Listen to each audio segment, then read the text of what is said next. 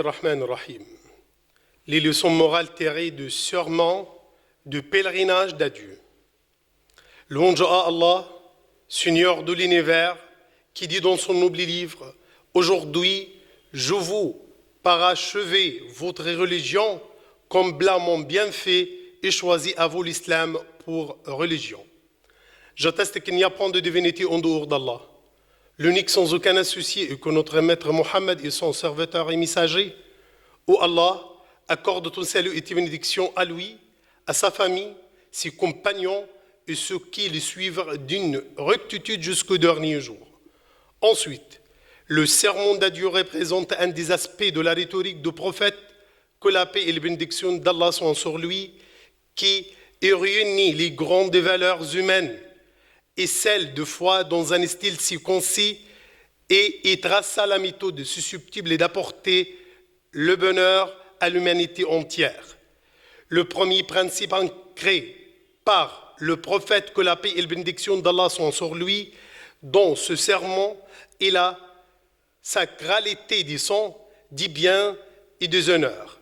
Où il dit: certes, vos sons, biens et honneurs vous sont interdits, autant que la sacralité de votre jour-ci, de votre cité-ci et de votre mois-ci.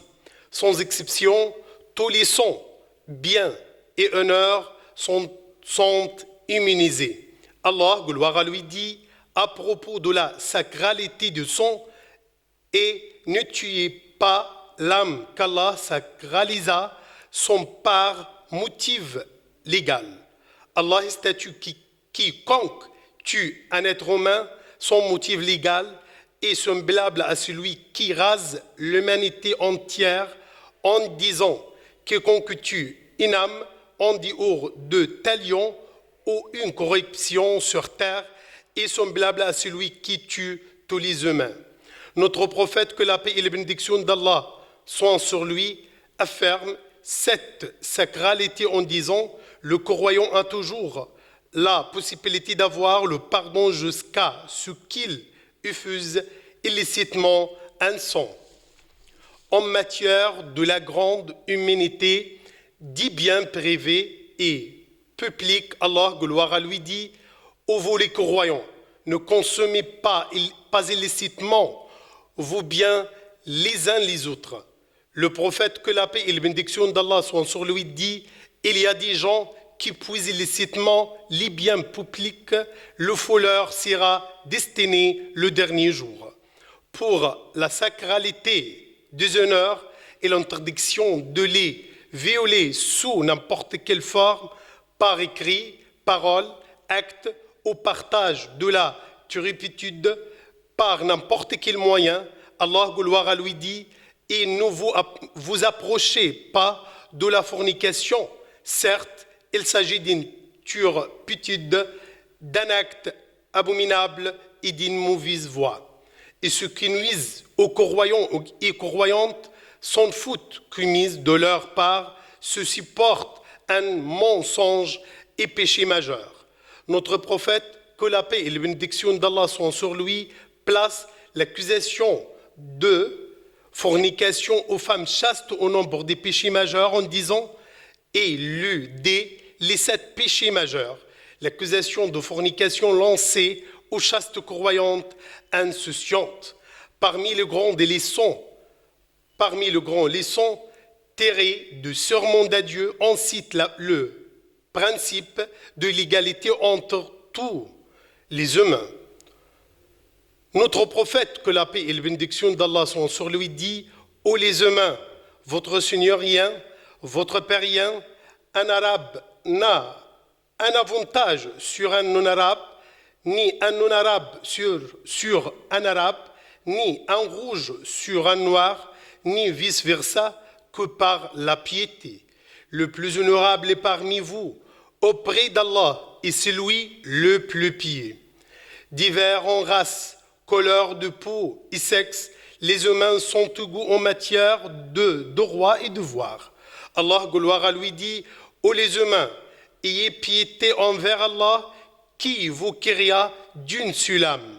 Le prophète, que la paix et les bénédictions d'Allah sont sur lui, dit: vous appartenaient tous à Adam, créé de la terre. L'égalité est un principe légal, est une valeur humaine susceptible de réaliser la stabilité dans la société. La preuve en est le fait que le prophète, que la paix et les bénédictions soient sur lui, se leva en voyant un convoi funéraire d'un juif passer devant lui en disant: ne s'agit-il pas d'une âme humaine? La charia interdit toute forme de racisme. Le prophète, que la paix et les bénédictions d'Allah soient sur lui, dit: certes, Allah vous dissipe pas l'arrogance pré-islamique et le fait de se vanter des yeux. Il n'y a donc que croyants pieux au pervers malheur. Tous les humains appartiennent à Adam, qui fut créé de la terre. Louange à Allah, Seigneur de l'univers. Que le salut et les bénédictions d'Allah soient accordés au dernier des prophètes et messagers, notre maître Mohammed, à sa famille et tous ses compagnons, par les morales contenues dans le sermon d'adieu et la place et le prestige accordé à la femme, son droit et sa dignité. Le prophète, que la paix et les bénédictions d'Allah soient sur lui, dit dans ce serment: recommandez-vous des femmes en tout le bien. Le mot bien renferme toutes les bonnes moralités desquelles l'homme doit s'engager en ses rapports avec la femme.